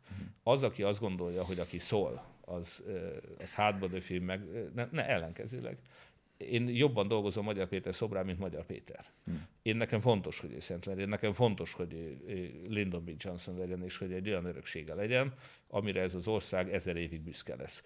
Neki is, én látom, hogy fontos ez, és van ambíciója, én ebbe segíteni akarok neki. Egyáltalán nem ellene vagyok, és megint csak, ugye sokan azt mondják, én akkor fideszes leszek attól, mert a Magyar Péter kritizálom. A Fidesz döglött, mármint hogy a sárkány. Tehát, hogy a Fidesz a sárkány, ledöfte a sárkány döglött. Lehet rúgdosni, biztos jól esik sokaknak, őszintén szól nekem is, de ez egy másik kérdés. Tehát, hogy én értem, meg tudom érteni azt, meg tudjuk, hogy döglött a sárkány, de azért addig, amíg nincs börtönben a bűnözők összese. Ma beszélgettem itt egy egészségügyi szakemberrel Szegeden, és azt mondta, hogy ő türelmes egyébként, tehát nem türelmetlen, de az ő számára a rendszerváltás az lesz, amikor az egészségügyben a szegedi kiskirályok, és akik csúnyán visszaéltek az itteni monopólhelyzetükkel és hasonlókkal, szóval, hogy azt is felszámolják. Szóval óriási munka van, és ezt nem lehet türelem nélkül. Csak ugye van egy érdemi munka, volt a Fidesz legyőzése, kész. Az Európai Unió követelései, pipa. Tényleg minden, amit az Unió kért, megadtuk nekik, és nagyon helyesen. Még az elszámoltatás nincs kész, vigyük be a börtönbe őket, és kell a hivatal hozzá, stb. Akár hatházi Ákossal, akár nélküle. Részletkérdés, de börtönbe bűnözőkkel. De tartósan ennek az országnak érdemi kormányzás és fékek és ellensúlyokkal létrehozott demokratikus mintaállam kell. Ebben kell segíteni a Magyar Péternek. Mi az szerinted, amit legjobban félreértenek veled kapcsolatban az emberek? Hát most éppen azt, hogy a fizetésemért harcolt, ez hülyeség. Tehát az tényleg egy nevetséges dolog. Tehát én mondom, hogy fele harmad ekkora fizetésért is ugyanúgy dolgoztam polgármesterként. Éppen most ugye mondta a feleségem, hogy ha lecsökkentik a béremet, akkor most már beadhatnám a nyelvvizsgáimat. Nyelvvizsgapótlék járna a polgármesternek, hogyha kéri. 8 éve polgármester vagyok, sose kértem. Tehát viccből lehet, hogy beadom, de csak azért, hogy lássák már, hogy eddig nem kértem. Szóval nem az én fizetésemről van szó, hanem arról van szó, hogy milyen országból akarunk élni. Amikor én azt mondom, hogy, és most a fizetésekre egy szót még vesztegessünk, a mostani Tisza kormány, én hál' Istennek sok emberrel nagyon jó kapcsolatban vagyok, akkor így mondom. És mondjuk, amikor helyettes államtitkárokat és államtitkárokat kerestek, volt egy szándék, hogy azoknak is csökkentsék a fizetését a Fidesz óta, és nem tudták megtenni, mert nem találtak embert. Nem tudták csökkenteni az államtitkárok, helyettes államtitkárok egyébként 2,5 milliós bérét. Mert 2,5 millió alatt nem találtak képeszű ember Budapesten kormányzati pozícióban. És akkor most azon lovagolunk, hogy nem tudom, 1 millióért, vagy másfélért, vagy merégóvárosoknál 3 millió sokja a polgármester bére, amikor egy helyettes államtitkárt, meg államtitkárt nem találtak szakmai pozícióba ez alatti bérrel. Szóval nem, ez populizmus, ami az országnak óriási károkat tud okozni. Lehet minimálbéres minisztere és polgármestere ennek az országnak, de akkor ez mindig egy nyomorult, szegény, beteg, korrupt, gyűlölködő ország lesz. Kicsit arra csatolnám vissza a gondolatmenetet, amit korábban mondtál, hogy akinek van versenyszférában tapasztalata, és ezt tudja alkalmazni, az nyilván teljesen más eredményt fog utána a városnak is, vagy adott esetben egy minisztériumnak, vagy az országnak jelenteni. Igen. Kapitány Istvánokkal lehet megcsinálni azt, hogy ingyen is dolgozik. Én a Gyurcsányról hallottam, de lehet, hogy a Bajnai volt, aki 1 forintot vett fel havonta miniszterelnöki fizetését.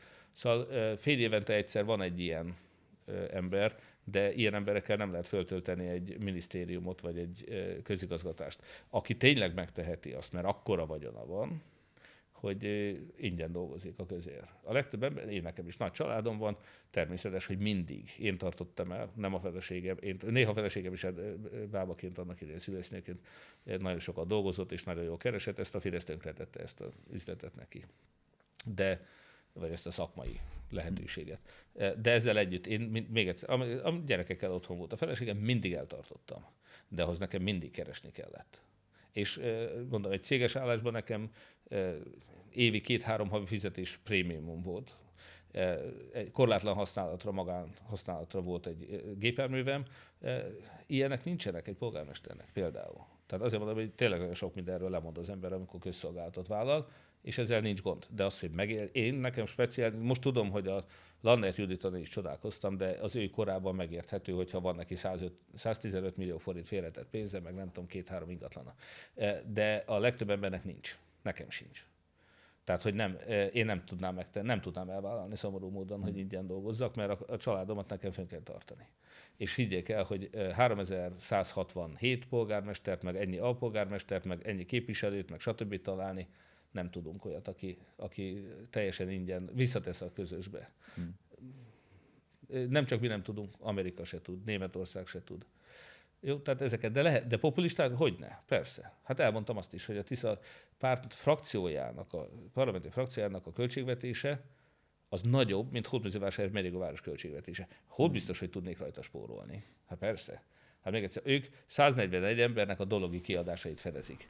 Nálunk a hivatal mellett ennél kevesebből működik 12 óvoda, 3 bölcsőde, 3 múzeum, 1 könyvtár, a komplett város közvilágítása, parkgondozása, kátyúzása, aszfaltozása, 400, nem tudom, 80 bérlakásnak a működtetése, tehát takarítása és a többi. Tehát egy uszoda, egy sportuszodánk van, és nem sorolom föl, hogy a sportcsarnokok, sportpályák, mi egymás.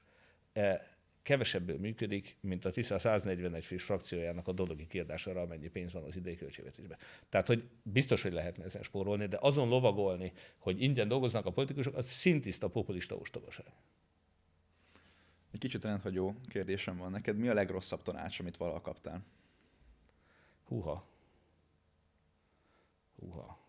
Igen, ezek rossz kérdések, mert az emberek, hogy rossz tanácsot kaptam, mert rengeteget kaptam egyébként. Ruf Bálint aranyos volt nagyon. Én őt fölkértem, hogy legyen a kampánytanácsadóm.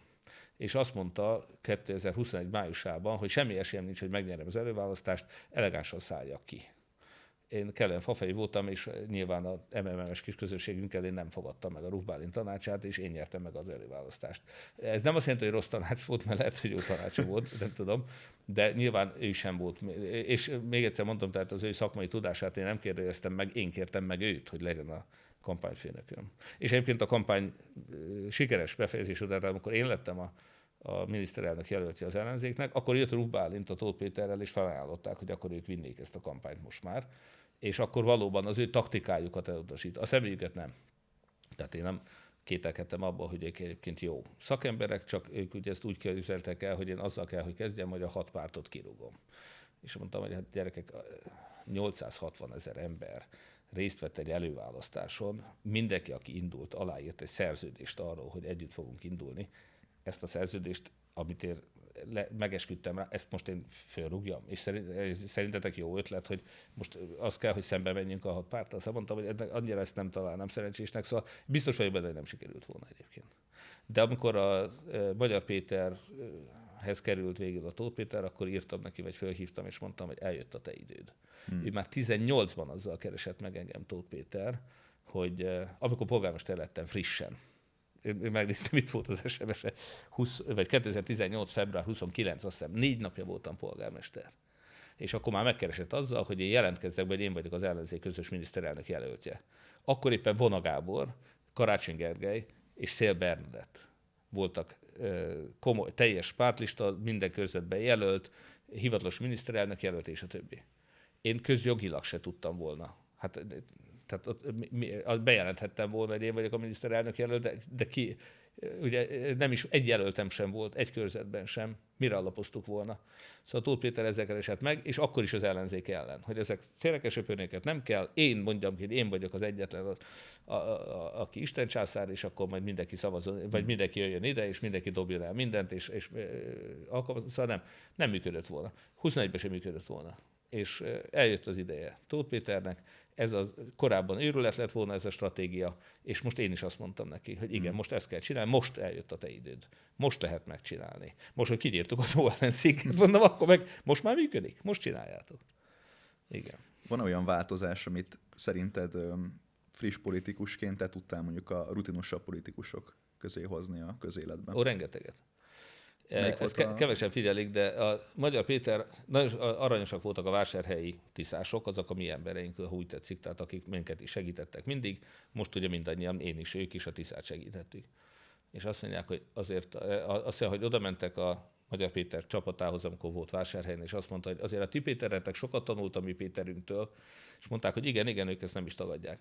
Tehát nagyon azt, hogy jobb oldalról lehet leváltani a Fideszt. Azt, hogy a fideszes, hogy mondjam, hirdetett, de nem gyakorolt ideológiát magunkévá téve, képviselve, és rámutatva, hogy a Fidesz gyakorlata mennyire nem ez, azzal lehet a legtöbb szavazót elhozni a Fidesztől. Ezt a teljes ellenzék tagadta, kritizált, iszonyatosan is a baloldali sajtóban mennyi kritikát kaptam én ezért.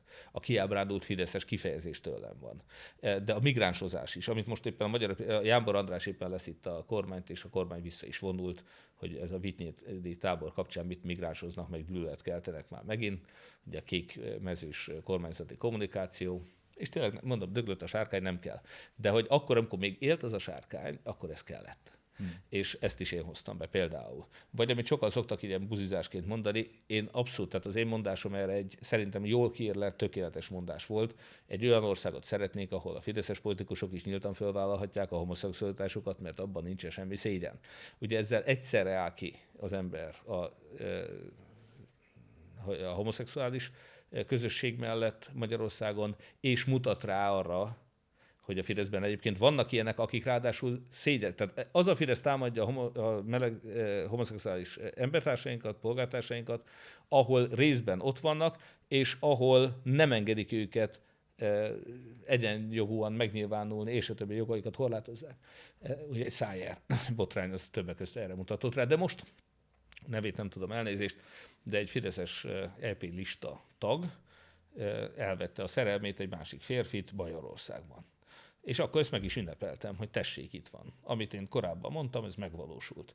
Hogy felszabadult. A fideszesek is felszabadultak, a fideszes melegek is felszabadultak, most már elmondhatják, hogy melegek. Eddig nem mondhatták el, mert Orbán gyűlöletet keltett ellenük. És ez szerintem kellett az, hogy rámutassunk arra, hogy a Fideszben vannak melegek. És ezt is mennyit liberális kedves barátaik mennyit támadták ezt. Pedig igen, sajnos az embernek sárkányfű. Egy diktatúrában egy ilyen propaganda hazugságokra épített birodalomba a propaganda hazugságait le kellett bontani. És ebben a Magyar Péter pontosan azt csinálta, amit én is csináltam korábban, és azért, mert ez működik.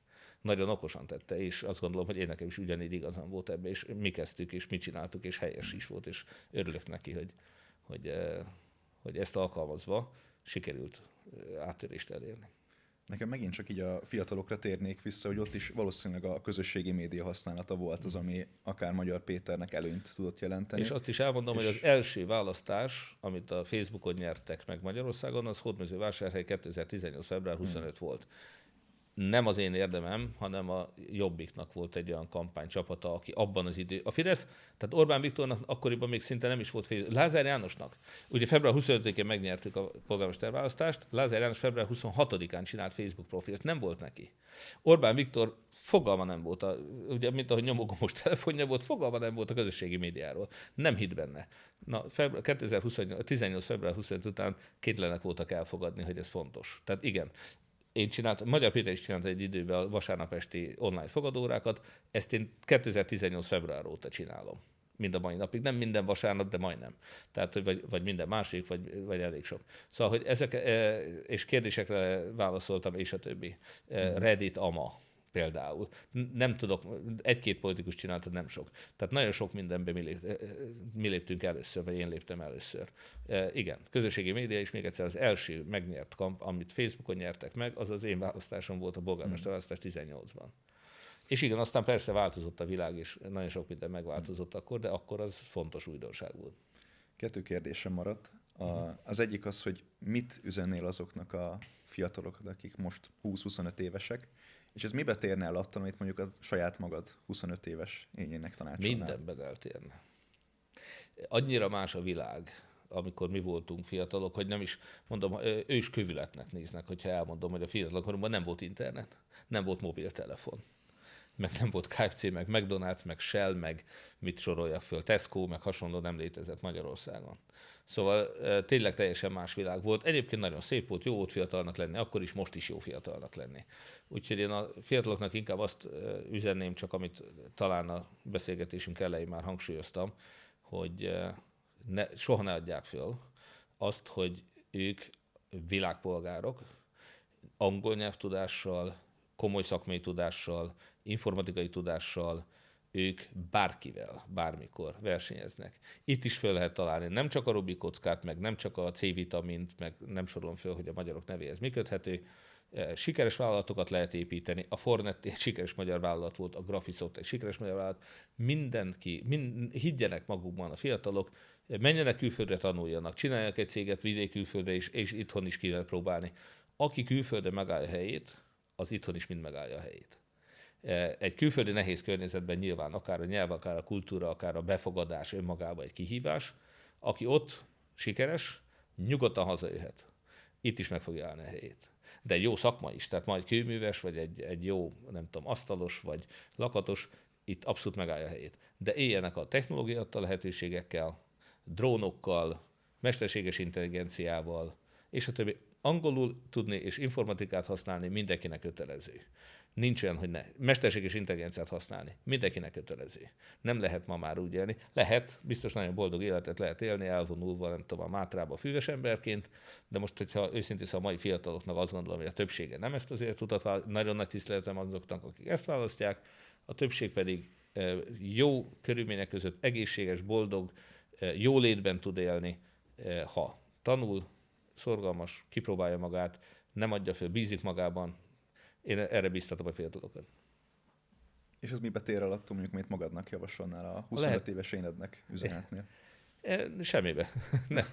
Ez akkor is így volt, csak akkor nem volt internet, nem volt mesterséges intelligencia, de ettől mi még akkor is. Igen. Én akkor Excelben voltam nagyon jó, meg nyelvtudás. Bekerültem a DMAS-hoz, azt mondták, hogy nagyon jó, van egy informatikai szoftver, egy számlázási szoftvert vezettek be éppen, egy Customer nevűt 96-ba, és nagyon jó, te beszélsz angolul, szuper, már is betettek abba a projektbe. És abból a projektből fölforgattam a számlázás, leolvasás, számlázás, behajtás üzleti ciklusát a cégnek, mert az az angol tanácsadó, akivel dolgoztunk és a szoftvert tud bevezetni, én kifogadtam, hogy mit csinálnak máshogy egy angol áramszolgáltatónál, és azt bevezettük Magyarországon az itteni áramszolgáltatónál.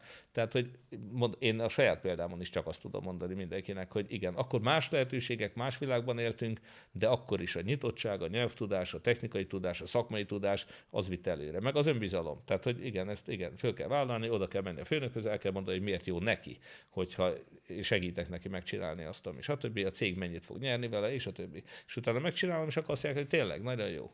Gyere, csináld ezt is, azt is. Igen. Ha valaki megcsinál valamit, mindig lesz munkája. Tisztességgel, becsülettel, szorgalommal, bármilyen szakmában lehet érvényesülni. A lustasággal, a butasággal, azzal meg soha semmelyik világban nem fog senki érvényesülni. Az utolsó kérdésem az lenne, hogy ha most minden korábbi beszélgetésedet, tudásodat eltörölnénk az internetről, mi lenne az az egy üzenet, amit fennhagynál, és hogy szeretnéd, hogy emlékezzenek rád? Egyébként, amikor én megcsináltam a közösség, Facebookon már ott voltam, de van egy közszereplő oldalam, azt 2018. január 1-én csináltam meg, és Gandhi képe volt kint. És az a Gandhinak az idézete volt rajta, hogy légy te magad a változás, amit látni akarsz a világban. És én azt gondolom, hogy talán ez összefoglalja azt, hogy akinek küldetése van, annak mit kell követnie, és igen, áldozatokat vállalnia, és tényleg azt mutatnia, amit szeretne, hogy legyen a világ. Ha egy békés, szeretett országot akarunk, akkor ahhoz azokat az értékeket kell megvalósítani. Csak egy példa, amit most meséltem, Cserpakovics Andrással volt egy beszélgetésünk Székesfehérváron a Fezen Fesztiválon egy színpadon, és elmondtam, hogy miközben Hódmezővásárhelyet folytogatta Lázár meg a Fidesz. Minden pénzt elvettek tőlünk, lehetőségek nem voltak, és a többi. De még igazdálkodtunk, és tudtunk fejlődni így is többet, mint más gazdagabb városok. De mondom, miközben a Fidesz kivéreztetett minket, és mindent elvett, mi a helyi fideszes egyesületeknek is adtunk támogatást. Ez egy kulturálisan sokak számára fölfoghatatlan dolog. Ez valóban az, amikor ütik a jobb arcodat, akkor tartsd a balt is oda. De mi azt gondoltuk, hogy nem csak azért, hogy rúgjanak, hanem hogy mi megmutatjuk, hogy lehet ezt tisztességesen, lehet becsülettel, lehet szeretettel csinálni. És nagyon sok mindent így elértünk, és azt gondolom, hogy az emberek ráadásul ezt értékelik. Tehát, hogy a Hódmezővásárhelyek engem speciál 3-szor megválasztottak már polgármesternek. Remélem, hogy lesz a jövőben is alkalmuk, ha úgy döntenek, hogy én tudok a legtöbbet segíteni, akkor megválasztani, és nem fognak megtiltani. Nem fogják megtiltani adminisztratív módon azzal, hogy ne indulhasson senki, aki már 2-szer volt polgármester.